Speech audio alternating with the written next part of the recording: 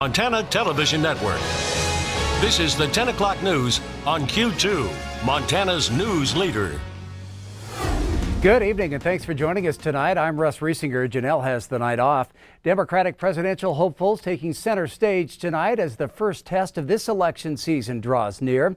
With the field now whittled down considerably, the top 6 contenders took a few shots at each other, but mostly at President Donald Trump in Iowa, where the first caucus will be held in less than 3 weeks.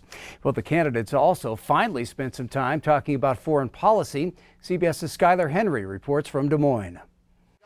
Foreign policy and presidential leadership took center stage at the Democratic debate in Iowa, following the Trump administration's strike in Iraq that killed Iran's top general. Donald Trump is taking us pell-mell toward another war. We have got to undo what Trump did, bring that coalition together, and make sure that Iran never gets a nuclear weapon. Senator Bernie Sanders pressed Joe Biden about his record on Iraq. I did everything I could to prevent that war. Joe saw it differently.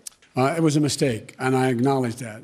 Former South Bend Mayor Pete Buttigieg was the only military veteran on stage. When I am president, anytime, which I hope will never happen, but anytime I'm compelled to use force and seek that authorization, we will have a 3-year sunset. Iowa's first in the nation. Caucuses are less than 3 weeks away, and a strong debate performance could influence voters here and give the winner momentum in the primaries that follow. Sanders and Elizabeth Warren were asked about their recent dust-up. Anybody knows me knows that it's incomprehensible that I would think that a woman could not be president of the United States. I disagreed. The only people on this stage who have won every single election that they've been in are the women, Amy and me. The candidates again disputed their differing positions on health care. We save money, comprehensive health care, because we take on the greed and the profiteering and the administrative nightmare that currently exists. The Affordable Care Act right now is 10 points more popular than the President of the United States. So I think the answer is to build on it. Half of the candidates on this stage are obligated to participate in President Trump's upcoming impeachment trial in the Senate, which could cut into their time on the campaign trail. Skylar Henry, CBS News, Des Moines, Iowa. Well, this was the 7th and smallest Democratic debate yet. There are another 6 candidates seeking the nomination who did not qualify for the matchup tonight. And President Trump was on the road at a rally in Milwaukee tonight. And there, the president commented on the supposed tension between Democratic presidential candidates Bernie Sanders and Elizabeth Warren. But she said that Bernie said a woman can win. I don't believe that Bernie said that. I really don't. So, just know Bernie, it's not the kind of a thing he'd say. If you want to keep America safe, just vote Republican. We're doing so well. We're doing so well. Meanwhile, the House could deliver formal articles of impeachment against President Trump to the Senate as early as tomorrow, setting the stage for a trial that could begin next week. House Speaker Nancy Pelosi issued a statement after meeting privately with members of her caucus, saying in part, the American people deserve the truth and the Constitution demands a trial. Democrats have been pushing for new testimony in the Senate trial to come. A small group of Senate Republicans also want to hear from witnesses as well. Opening statements alone could last for weeks, with senators serving as silent jurors for hours every afternoon. Well, a committee working to legalize marijuana in Montana has formally submitted 2 proposed initiatives that they would like to get on the November ballot. Tonight, MTN's Jonathan Ambarian takes a closer look at those proposals. Leaders with New Approach Montana say they've been meeting with people across the state to determine what a marijuana legalization effort should look like. This is a Montana initiative, Montana marijuana legalization, made in Montana.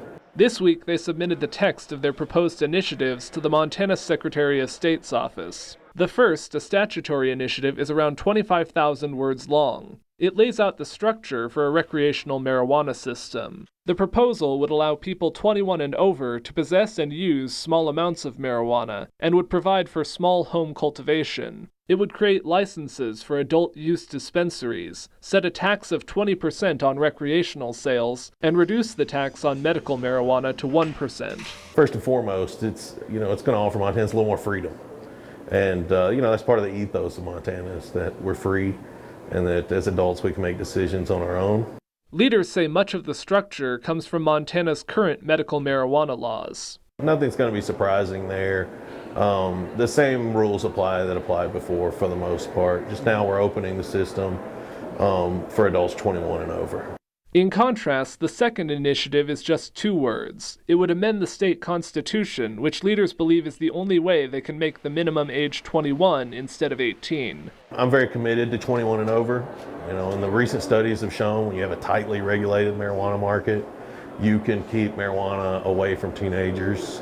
The 2 initiatives must now go through legal reviews with the state. New Approach expects they could be approved for signature gathering by this spring. It will take more than 25,000 signatures to get the statutory initiative onto the ballot, and more than 50,000 to get the constitutional initiative onto the ballot. This is definitely a monumental task, but one that we're up to. In Helena, Jonathan Amberian, MTN News. Another group, Montana Can, has also submitted a proposed initiative to legalize marijuana in the state. Leaders say their main disagreement with New Approach's proposal is the tax rate. They initially proposed a 15% tax, but may resubmit their draft with an even lower rate. Well, the search for a missing 16-year-old Hardin teenager, Selena Not Afraid, got some more help today, courtesy of the Bureau of Land Management. The Montana-Dakota BLM office sent law enforcement and fire personnel to the Hardin area to assist in the search. The BLM is working closely with the Bureau of Indian Affairs, who's currently leading the investigation. Not Afraid was last seen at the I-90 rest stop between Billings and Hardin around 2 p.m. on New Year's Day. Hardin High School counselors have been helping the student body cope with their classmates' disappearance. School counselors said they've been encouraging students to say Not Afraid's name so her case doesn't slip out of the public eye. If you have information on Not Afraid's whereabouts, you're asked to call the number that you see right there on your screen. Well, the FAA and the NTSB continue to investigate a plane crash that claimed the lives of 4 Billings residents over the weekend. We do have some new information to report tonight. We've now confirmed that that plane had taken off from Hardin Saturday evening around 5:40, and it crashed about 20 minutes later. The plane hit a tower and guy lines, a tower that did not appear on a map. The reason for that, we learned today, is because that tower was 185 feet tall and would only have been charted if it were over 200 feet. Yellowstone County Sheriff Mike Linder identified 69-year-old David Halo as the pilot of the aircraft. Also killed in the crash, 36-year-old Rusty Jungles, 35-year-old Michael Peterson, and 32-year-old Raymond Rumbold, all from Billings. That deadly plane crash reverberating around the flying community here in Billings, where pilot David Halo was well known and had earned top credentials. I talked to one Billings pilot who knew Halo for years. We were both members of a flying club called the Plain Folks Flying Club. Michael May has been a pilot for over 40 years and got to know Dave Halo well during that time. He says news that his friend had been killed in a crash came as quite a blow. Well, I was just absolutely shocked to hear that Dave had been in this crash. Dave was one of the more highly rated pilots in our area. He was an airline transport rated pilot and was also a flight instructor and a ground instructor. May says flying a single-engine plane at night, as Halo was doing, is something he tries to avoid if possible. And it's something that's always on your mind. If you have a mechanical problem or for some other reason have to land immediately at night, you have one option as a single-engine pilot, and that's to land right now on whatever's down there. My suspicion would be that there was either some kind of a mechanical problem or a medical problem, because there's just no other reason for him to be that low, especially since he knows this area and has been flying for many, many years in this area. So he knows the terrain around here very well. So my suspicion is that he either had a mechanical problem or a medical issue, but that's totally a guess. The NTSB will still have to determine exactly what went wrong, causing the plane to crash, killing all 4 men on board. In the meantime, Michael May says he'll always remember his friend like this. Well, as a good man and an excellent pilot. Well, we still don't know about funeral arrangements for Halo and the 3 other men who were killed in that crash.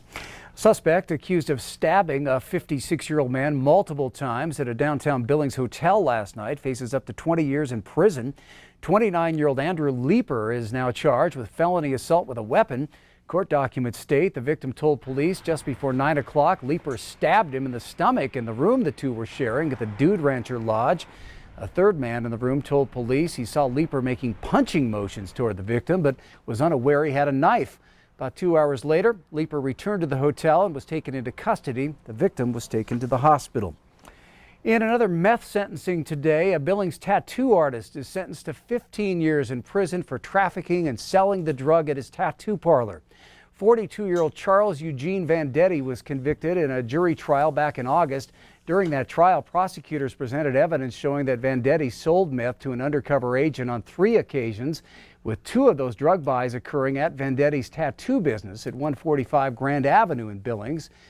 Federal Judge Dana Christensen also sentenced Vendetti to 5 years of supervised release. All right, we want to turn to weather now. Chief Forecaster Bob McGuire.